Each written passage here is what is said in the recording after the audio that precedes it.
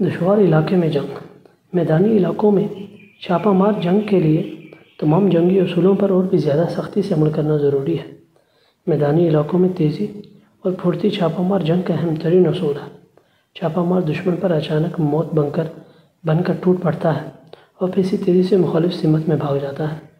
ایک رات میں چھاپہ مار 30 سے 50 کلومیٹر کا فاصلہ طے کر سکتا ہے۔ یہ سفر صبح کی روشنی تک جاری رکھا جا سکتا ہے، لیکن اس کی شرط یہ ہے کہ یہ علاقہ براہ راست دشمن کی نظروں میں نہ ہو۔ سفر کے سلسلے کو تبدیل کیا جاتا رہے۔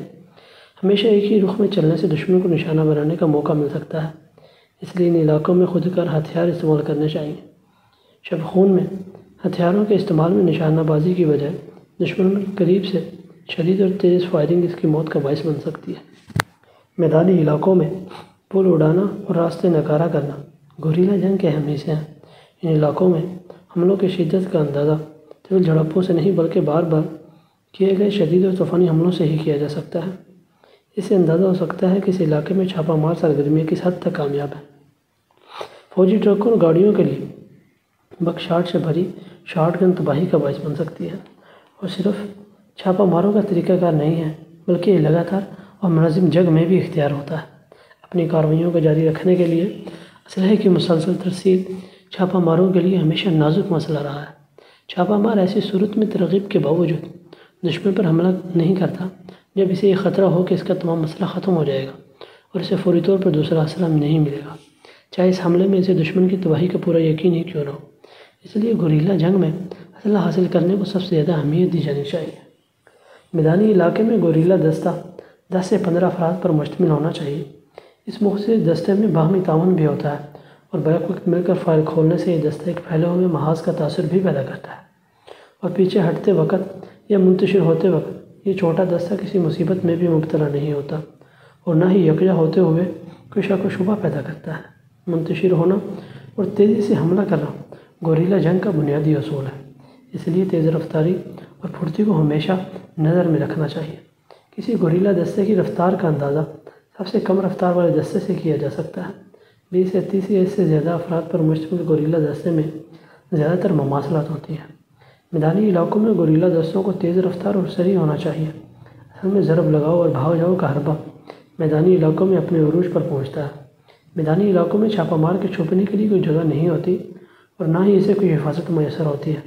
یہی وجہ ہے کہ وہ کسی بھی ایسے شخص پر بھروسہ نہیں کرتا جس کی وفاداری کو آزمایا نہ گیا ہو۔ میدانی علاقوں میں دشمن مزدوروں، عورتوں، یہاں تک کہ کم سن بچوں پر بھی بدترین تشدد کرتا ہے۔ ان علاقوں میں صرف حوصلہ مند افراد ہی چھاپہ ماروں کے رازدار ہو سکتے ہیں۔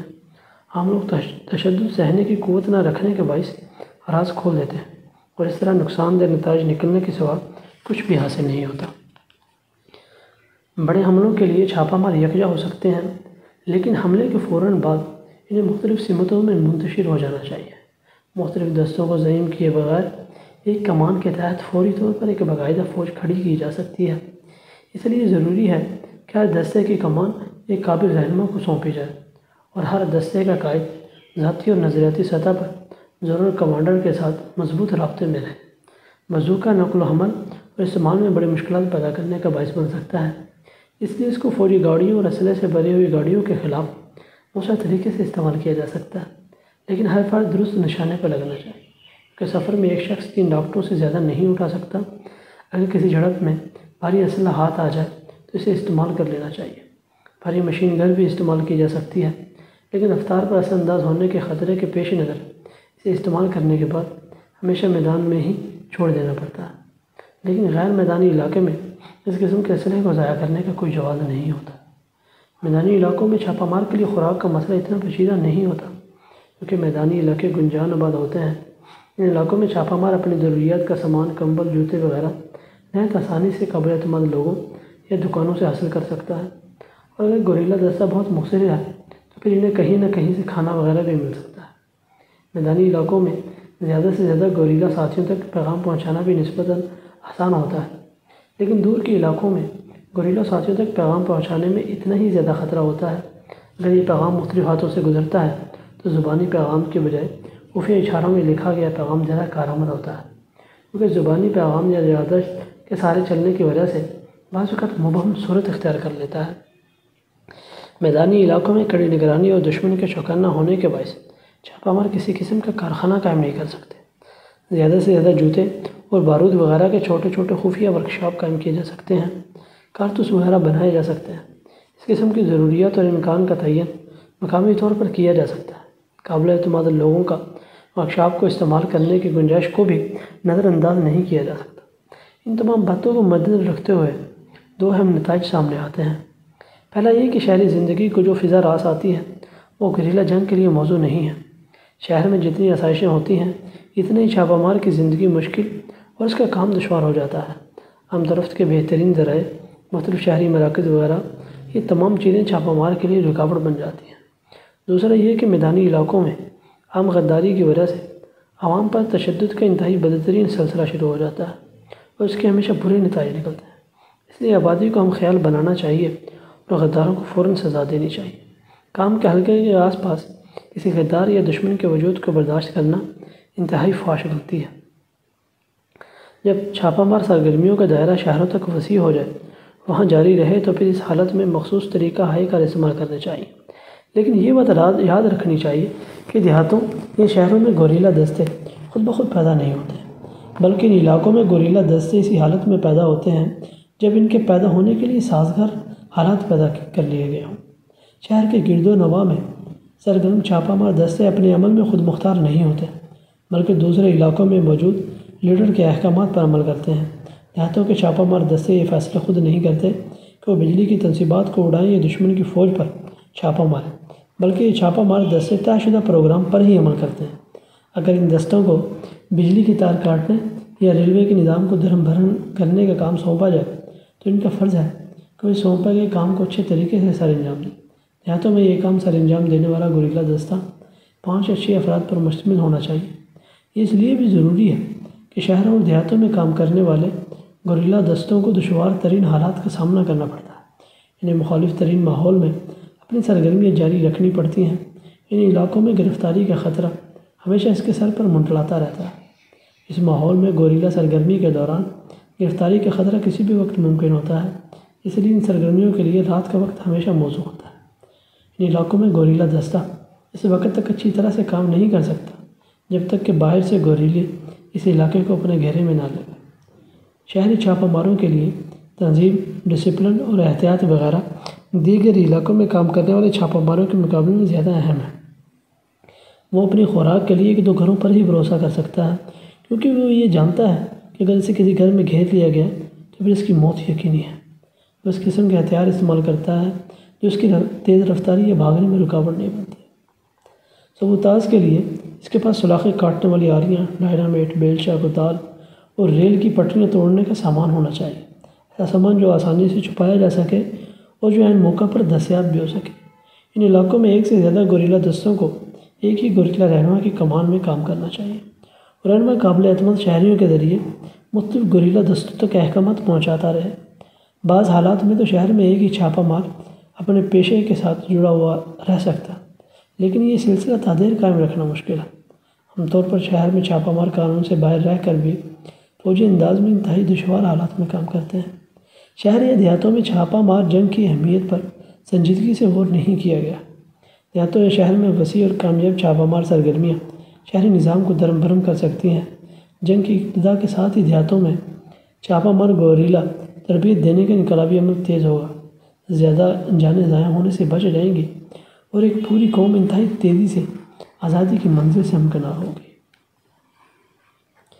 گوریلا دستہ گوریلا عوام کی آزادی کے لیے لڑنے والا سرفروش ہے۔ جب وہ اپنے انقلابی مقصد پرامن طریقے سے حاصل کرنے میں ناکام ہو جاتا ہے تو پھر وہ مسلح بغاوت کی راہ اختیار کرتا ہے۔ وہ ایک جبر و استبداد پر مبنی نظام پر براہ راست اور بھرپور وار کرتا ہے اور اس کے ساتھ ساتھ ایک نئے نظام کی تعمیر میں حصہ لیتا ہے۔ ہم پہلے ہی یہ بتا چکے ہیں کہ لاطینی امریکہ کے پسماندہ اور دیگر علاقوں میں اس طرز جنگ کے لیے فضا سازگار ہے۔ ان علاقوں میں زمینی ملکیت کے حق کا مسئلہ عوام کا اہم ترین مسئلہ اور مطالبہ ہے۔ ظاہر ہے کہ گوریلا جنگ کا نعرہ زرعی اصلاحات کا نعرہ ہوگا۔ شروع میں یہ نعرہ گوریلا طرز جنگ کی وسعت اور اس کے مقاصد کی تکمیل نہیں کرے گا۔ ابتدائی مرحلے میں گوریلا جنگ کسانوں کی خواہش کی ترجمانی کرے گی کہ وہ زمین کے مالک بن جائیں۔ زرعی اصلاحات حاصل کرنے کی نوعیت کا دار و مدار اس بات پر ہے کہ اس ملک میں زرعی تحریک شروع کرتے وقت زرعی نظام کی نوعیت کیا ہے۔ گوریلا چھاپہ مار ایک اچھے سرپروش کی حیثیت سے ابھرنے کے لیے بے داغ اخلاقی کردار، بے مثال ضبط نفس کا مظاہرہ کرنا چاہیے۔ اسی کے مکمل پاک باز انسان ہونا چاہیے۔ ابتدا میں اسے سماجی اصلاحات پر زور دینے کی بجائے کسانوں کے ساتھ سچے دوستانہ اور برادرانہ تعلقات قائم کرنا چاہیے۔ اسے کسانوں کے ساتھ زمین کو آباد کرنے، آبادی کے طریقوں، اخلاق، تہذیب، رسم و رواج اور روزمرہ کی اقتصادی ضروریات کے بارے میں گفتگو کرنی چاہیے۔ ان سے چوری اور لوٹ مار نہیں کرنی چاہیے۔ خوشحال لوگوں کو بھی پریشان کرنے سے پہلوتہی کرنی چاہیے۔ سرکار یہ روزمرہ کے مسائل اہمیت اختیار کرتے ہیں اور لوگوں کے لیے فیصلے کی گھڑی آ پہنچتی ہے۔ وہ دوست اور دشمن میں تمیز کرنا سیکھ لیتے ہیں۔ کشمکش تیز ہو جاتی ہے۔ جدوجہد کے اس مرحلے میں چھاپہ مار منظر عام پر آتا ہے اور عوام کا علم بردار بن کر ابھرتا ہے۔ غداروں کو سختی سے کچلتا ہے اور غریبوں کو ان کی زمینیں واپس دلاتا ہے۔ اگر کوئی سابقہ مالک زمین کی قیمت کا مطالبہ کرے تو اسے تحریری طور پر سند دی جائے۔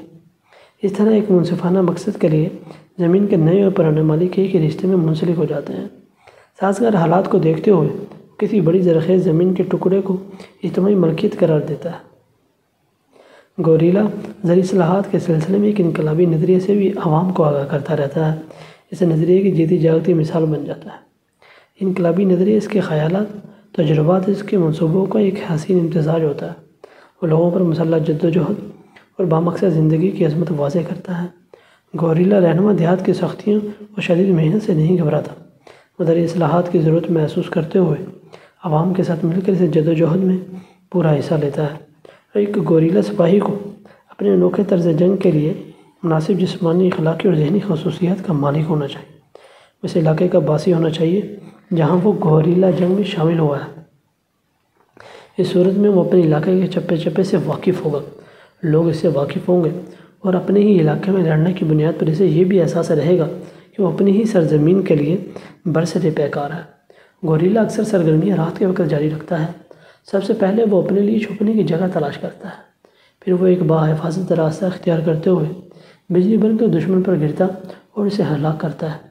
دشمن میں افراتفری اور تباہی مچاتا ہے اور اس کے لیے مسلسل خوف کا باعث بن کر رہ جاتا ہے۔ گوریلا سپاہی ہتھیار ڈالنے والے سپاہیوں کا تمسخر نہیں اڑاتا، ہلاک ہونے والے دشمن کی بے حرمتی نہیں کرتا اور ان زخمی ہونے والے دشمن کی بھی مدد کرتا ہے جن کا رویہ تعاون کا ہوتا ہے۔ جب تک گوریلا سپاہی کے پاس کوئی محفوظ جگہ نہ ہو، اس وقت تک وہ دشمن کے سپاہیوں کو گرفتار نہ کرے، کیونکہ غیر محفوظ جگہ سے فرار ہونے کے بعد دشمن کے سپاہی اپنی فوج کو چھاپہ ماروں کے ٹھکانے کا پتہ دے سکتے ہیں۔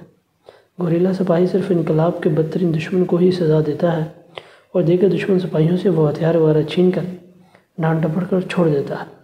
گوریلا سپاہی کو گھیرے میں آ جانے کے بعد ہمیشہ فرار ہو جانا چاہیے، کیونکہ ایک تو گھیرے میں آنے کا صاف صاف مطلب موت ہے، دوسرا یہ کہ اس کا دیگر گوریلا ساتھیوں پر نفسیاتی اثر پڑتا ہے۔ ضرب لگاؤ اور بھاگ جاؤ کے حربے سے ان کا ایمان اٹھ جاتا ہے، لیکن وقت آنے پر گوریلا جان کی بازی لگانے سے بھی دریغ نہیں کرتا۔ گوریلا جری اور بہادر ہوتا ہے اور ناموافق حالات اور ماحول میں بھی ہمیشہ پر امید رہتا ہے۔ وہ ایک اچھے اور اعلیٰ ذہن کا مالک ہوتا ہے اور حالات کے مطابق خود کو ڈھال کر نت نئی تدابیر اختیار کرنے کی بھرپور صلاحیت اور اہلیت رکھتا ہے۔ گوریلا اپنے کسی زخمی ساتھی کو دشمن کے رحم و کرم پر چھوڑ کر خود کبھی راہ فرار اختیار نہیں کرتا، بلکہ خطرات کی پرواہ نہ کرتے ہوئے وہ ہمیشہ اپنے زخمی ساتھی کو کسی محفوظ جگہ پر پہنچانے کی کوشش کرتا ہے۔ گوریلا سپاہی ہمیشہ رازداری سے کام لیتا ہے اور اگر مصلحت کی ضرورت ہو تو بہت سے امور اپنے ساتھی گوریلوں سے بھی چھپا کر رکھتا ہے، کیونکہ وہ جانتا ہے کہ دشمن ہمیشہ گوریلا دستوں میں جاسوس چھوڑنے کی کوشش کرتا ہے۔ گوریلا جسمانی طور پر مضبوط ہوتا ہے، اس میں نہ صرف حد سے زیادہ بھوک، پیاس، غیر موزوں لباس اور خطرات کو برداشت کرنے کی ہمت اور صلاحیت ہوتی ہے، بلکہ وہ بیماری اور زخموں کو بھی بغیر کسی طبی امداد کے سہنے کی صلاحیت رکھتا ہے، کیونکہ لڑائی کے علاقے سے باہر نکلنے کی صورت میں گرفتاری اور موت کا اندیشہ ہوتا ہے۔ یہ تمام خصوصیات صرف ان لوگوں میں ہو سکتی ہے جو جسمانی طور پر فولاد کی مانند مضبوط ہوں، ان میں بیماری اور فاقہ کشیوں کا مقابلہ کرنے کی ہمت ہو۔ گوریلوں میں ایک چوکنے جانور کی زندگی بسر کرنے کی اہلیت ہونی چاہیے، اور ان پر یہ لازم ہے کہ وہ سرزمین کا اٹوٹ انگ بن جائے جہاں وہ مصروف جہد ہیں۔ یہاں ہمیں خود سے یہ سوال کرنا لازم ہے کہ کیا گوریلا فوج کا اپنا مخصوص سماجی نظام ہونا چاہیے جیسا کہ پہلے بتایا گیا ہے کہ ان کے سماجی ڈھانچے کو وہاں کے علاقائی معاشرت کا ہی عکس ہونا چاہیے، جہاں یہ گوریلا فوج مصروف عمل ہے، یا بالفاظ دیگر یوں کہنا چاہیے کہ ان میں کسانوں پر مشتمل ایک وفاق ہونا چاہیے۔ ہر چند کے زیادہ تر کسان بہترین سپاہی بن سکتے ہیں، لیکن ایسا ہونے کے باوجود بھی آبادی کے دیگر حصوں کو اس عظیم مقصد کے لیے جنگ میں شریک کرنا چاہیے، کیونکہ جنگ میں انفرادی فرق نہیں ہوتا، اس فرق کو نظر انداز نہیں کرنا چاہیے۔ کس عمر کا گوریلا سب سے زیادہ بہتر ہے، یہ ہر شخص کے ذاتی پس منظر پر منحصر ہے۔ اگر گوریلا دستوں میں عمر کی کوئی قید نہیں رکھی جائے گی تو پھر 16 سے 40 تک کی عمر مناسب ہے، مگر 25 سے 35 تک کے اشخاص موزوں ترین ہیں۔ کیوبا کی جنگ آزادی کے ہیرو میجر کرسنوشو پیئرس 65 سال کی عمر میں ہمارے دستوں میں شامل ہوئے، اور ان کا شمار ہمارے بہترین لڑاکا سپاہیوں میں ہوتا تھا۔ میرے خیال میں 16 سال سے کم عمر کے لوگوں کو لڑائی میں حصہ لینے سے دور رکھنا چاہیے، کیونکہ یہ دیکھا گیا ہے کہ نوجوان جو تاحال بچے ہی ہوتے ہیں، درپیش مشکلات اور تکالیف کو برداشت کرنے کا حوصلہ نہیں رکھتے، اور نہ ہی مستقل مزاج ہوتے ہیں۔ ان کے برعکس بڑی عمر کے لوگ جو اپنا گھر بار، بچے اور ساری دنیا کو خیر آباد کہہ کر اس جدوجہد میں حصہ لینے کے لیے خود کو پیش کرتے ہیں، وہ کسی زبردست احساس ذمہ داری کے تحت ہی ایسا کرتے ہیں۔ یہ درست ہے کہ بچوں میں سے بھی کچھ غیر معمولی ہمت اور بہادری کے ساتھ جنگ میں حصہ لیا ہے، لیکن ایسے بچوں کے ساتھ ساتھ بہت سے ایسے بچے بھی ہیں جن کی وجہ سے انقلابیوں کو متعدد لڑائیوں میں بھاری نقصان اٹھانا پڑا۔ گوریلا سپاہی کسی کچھوے کی مانند ہمیشہ اپنا گھر اپنی کمر پر رکھتا ہے، اس لیے اس کے تھیلے میں ہر قسم کی ضروری اشیاء تھوڑی تھوڑی مقدار میں موجود ہوتی ہے۔ گوریلا یہ تمام اشیاء ہمیشہ اپنے ساتھ رکھتا ہے اور ان کی حفاظت کرتا رہتا ہے تاکہ یہ ضائع یا گم نہ ہو جائے۔ اس طرح اس کے ہتھیار بھی ویسے ہی ہوتے ہیں جنہیں اٹھا کر وہ آسانی سے نقل و حرکت کر سکے۔ جنگ کے دوران زیادہ اشیاء بالخصوص اسلحے کی فراہمی بہت مشکل ہوتی ہے، اس لیے ان پر لازم ہے کہ وہ اپنے ہتھیاروں کو گم ہونے سے بچائیں۔ جو لوگ اس طرح دنیا کو خیر آباد کہہ کر اس جدوجہد میں حصہ لیتے ہیں، لازماً ان کا ایک نصب العین اور مقصد ہونا چاہیے جو سادہ اور قابل فہم اور اس قابل ہو کہ اس کے لیے جان قربان کی جا سکے۔ زمین پر کام کرنے والے مزدوروں اور کسانوں کو جو مقصد ابھارتا ہے وہ ذاتی زمین حاصل کرنے اور منصفانہ سماجی انصاف کی توقع پر مشتمل ہوتا ہے۔ کارخانوں میں کام کرنے والے محنت کشوں کا نصب العین ملازمت حاصل کرنا، مناسب معاوضہ اور سماجی انصاف ہوتا ہے۔ طالب علموں، پیشہ ورانہ صلاحیت رکھنے والے افراد کے لیے یہ نصب العین غیر معمولی ہوتا ہے۔ مثال کے طور پر آزادی کا حصول۔ میدان جنگ کی زندگی انتہائی سخت اور دشوار ہوتی ہے۔ ایک گوریلے کا زیادہ تر وقت پیدل سفر میں گزرتا ہے، جہاں ممکن ہوتا ہے کہ وہ کچھ کھا پی لیتا ہے